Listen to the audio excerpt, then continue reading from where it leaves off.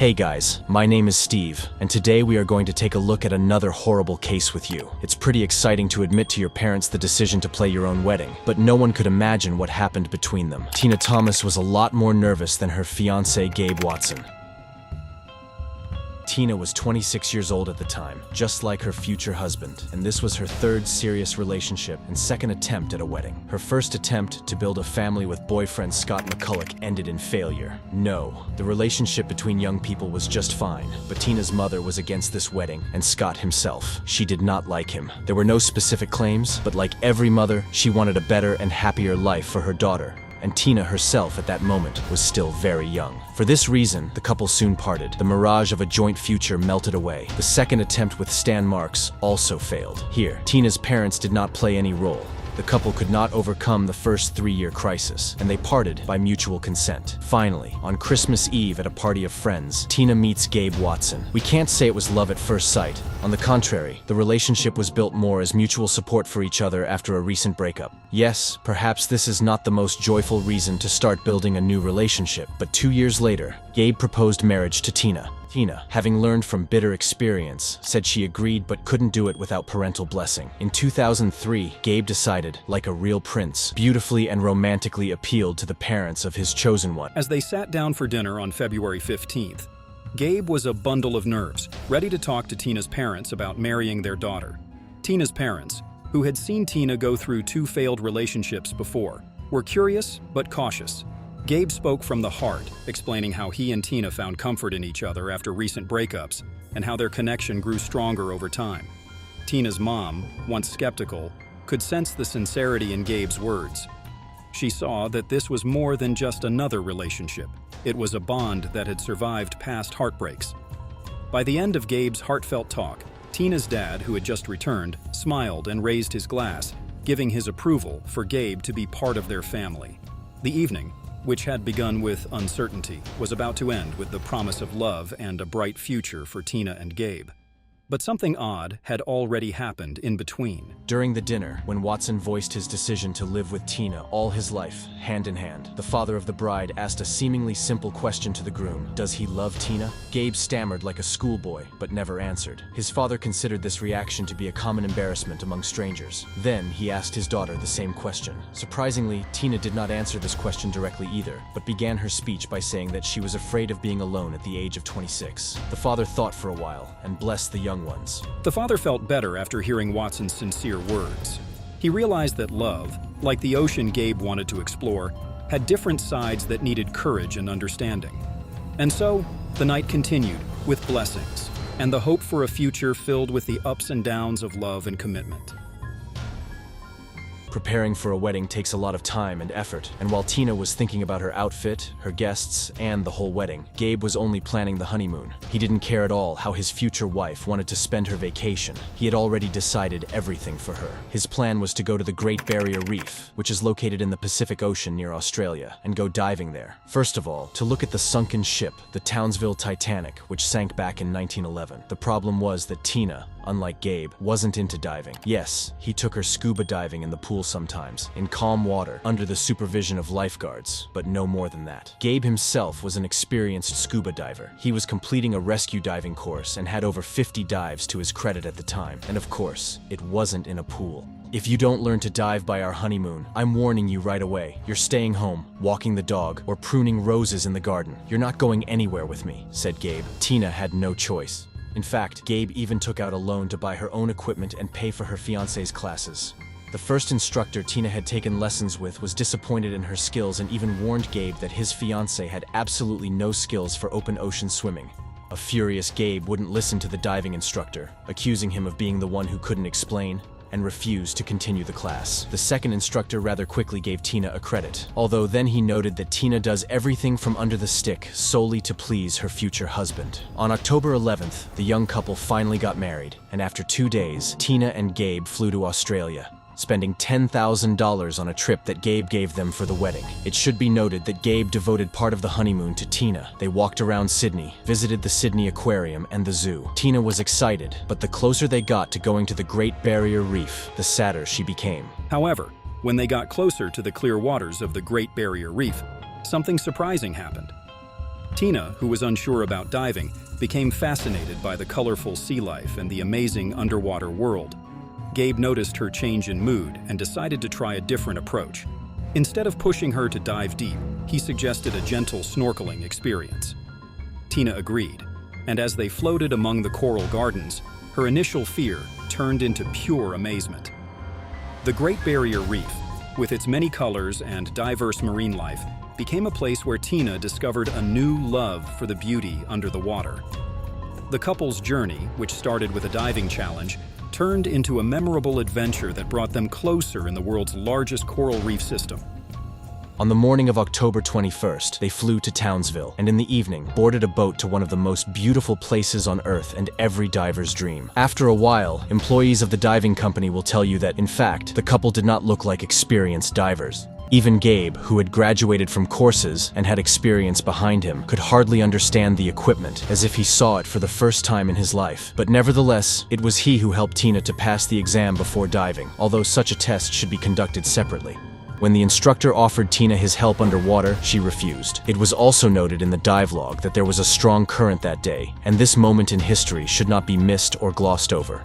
Gabe, as I said, helped his wife sort out the equipment they had bought back in the US and went to get the tanks they had to rent. Gabe took an 11L tank for himself and gave his wife an 8 and 1/2L tank, which for this place was an extremely small volume or even dangerous given Tina's experience, or rather lack thereof. It was not possible to descend to the Townsville Titanic for the first time. Tina asked for additional cargo because she could not dive to depth, and Gabe at first did not work an underwater computer, which calculates the necessary speed of diving and ascent, as well as shows the amount of oxygen in the cylinders. After returning to the boat, the computer worked, and they tried again. The wreck was 49 FT deep, and Tina was the first to submerge, Gabe swimming behind her. From Gabe's statement, at first, everything was fine. At some point, Tina stopped, started waving at me, and later signaled that she wanted to go up. I realized right away that she was just panicking. She used to do that. By this time, we were halfway up, so I decided to calm her down and stay with her at the same depth for a while without further diving, so that she could psychologically get used to the pressure. She continued to breathe very deeply, which was unsafe, and that's when I noticed she was sinking. I tried to grab her belt to hold her down,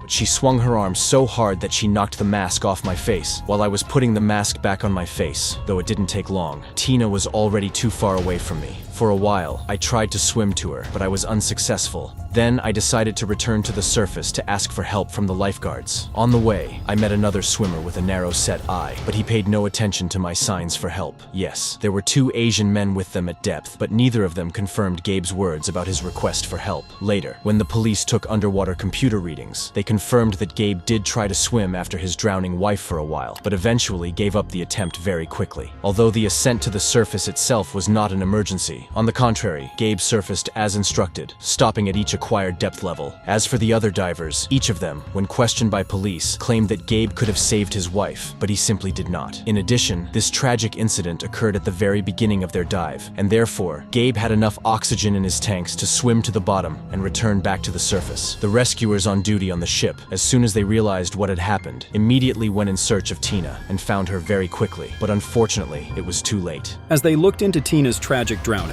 it became clear that what happened was more complicated than they first thought. People who saw it happen couldn't agree on what Gabe did. Some said he tried hard to help Tina, while others thought he left her behind. The readings from the underwater computer made things even more confusing, and nobody could figure out exactly what happened. Gabe felt weighed down by the accusations and the sad memories of that day. He struggled to make sense of what happened, especially because different people had different views of the events. The ocean, which used to be a place for fun and exploration, now felt like a scary mystery, hiding the answers to a sad puzzle that would always stay with Gabe.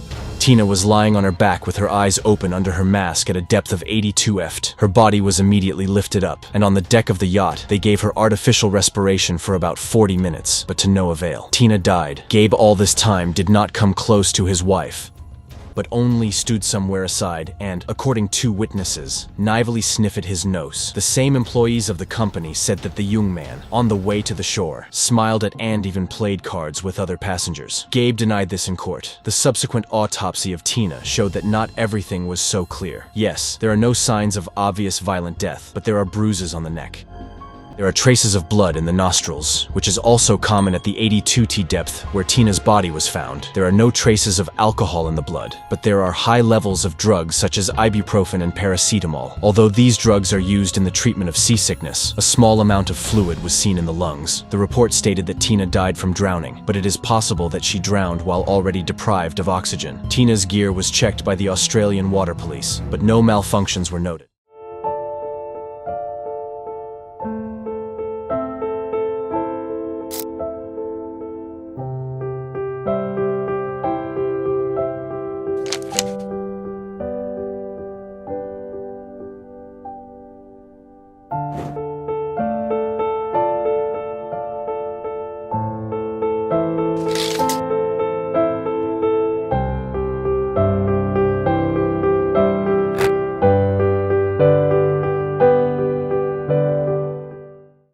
Police could have written it off as an accident. An inexperienced diver ignored safety rules and paid for it with his life. A very common case, unfortunately. But only there were suspicious moments in this story, such as rather ambiguous results of the autopsy. Also, according to the diving team, strange behavior of Watson, which does not fit into the conventional picture where the husband grieves for his wife who just died.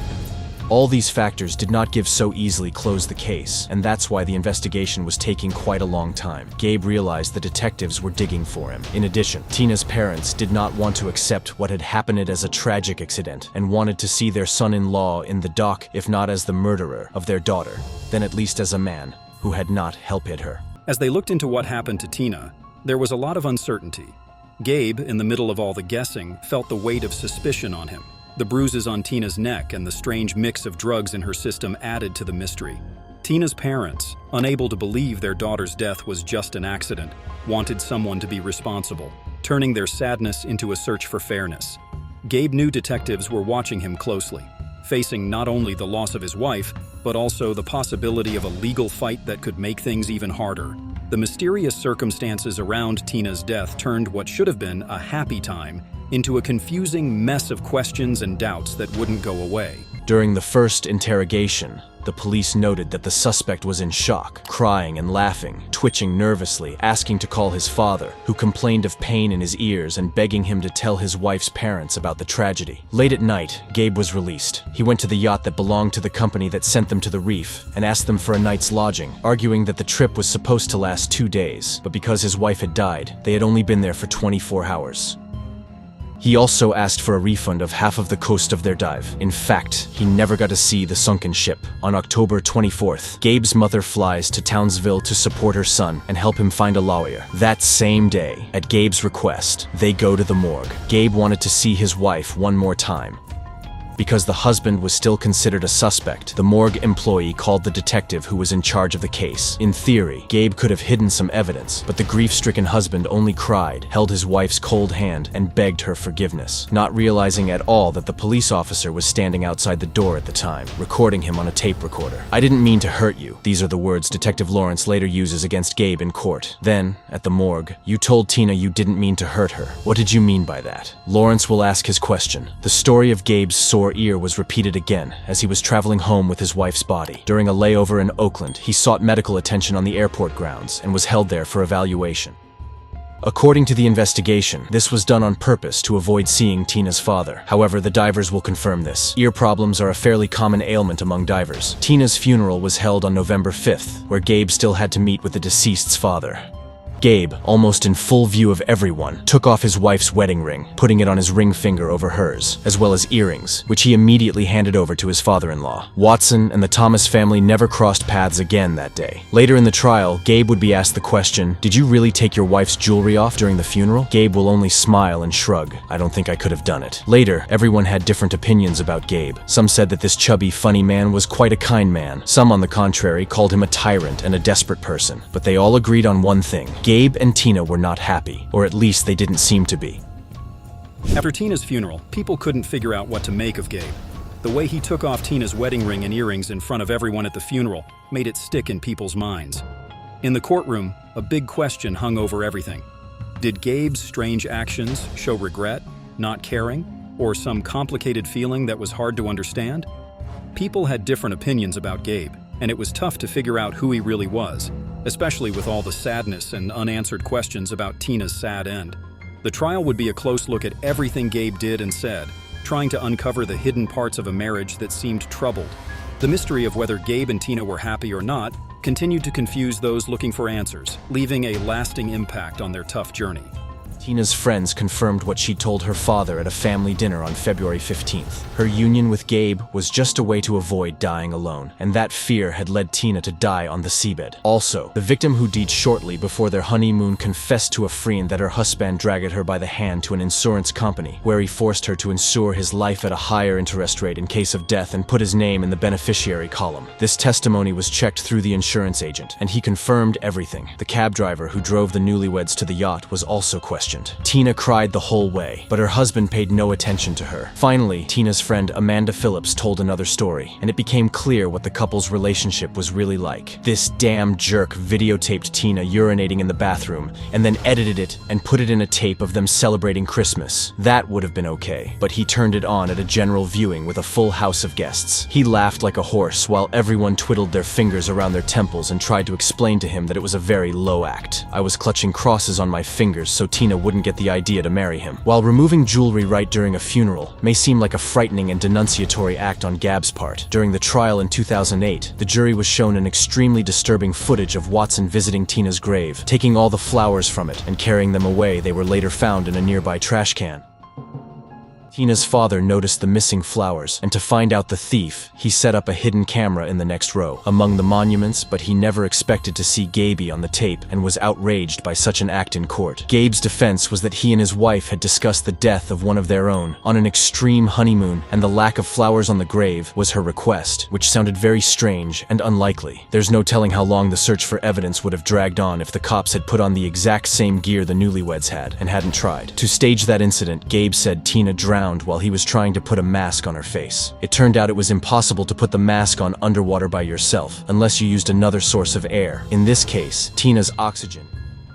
In late November 2008, the Australian police arrested Gabe, and on June 5, 2009, Gabe's trial began where he pleaded guilty, but only to failing to save his wife. So he was charged with negligent homicide and sent to prison for 18 months after completing his sentence. Gabe returned home to the US, but a year later, the now US court charged him with first-degree murder, the motive for which was to receive insurance payments after the death of his wife. Gabe's lawyer tried to defend his client, shifting all the blame on the diving company, that the employees of this company did not take care of the safety of tourists, and now afraid of losing their license, and therefore the whole business are trying to shift the blame on the unhappy husband who has already served his time in another country. As for the money received from the insurance company, the payout amounted to $33,000, while Gabe spent much more money on lawyers and additional expertise. Nevertheless, the prosecution continued to insist that this spending was only because the husband could not assume that he would not be believed, and also the prosecutor refused to accept the fact that Gabe, with a degree in drowning rescue in hand, could not even save his wife. As the legal fight went on,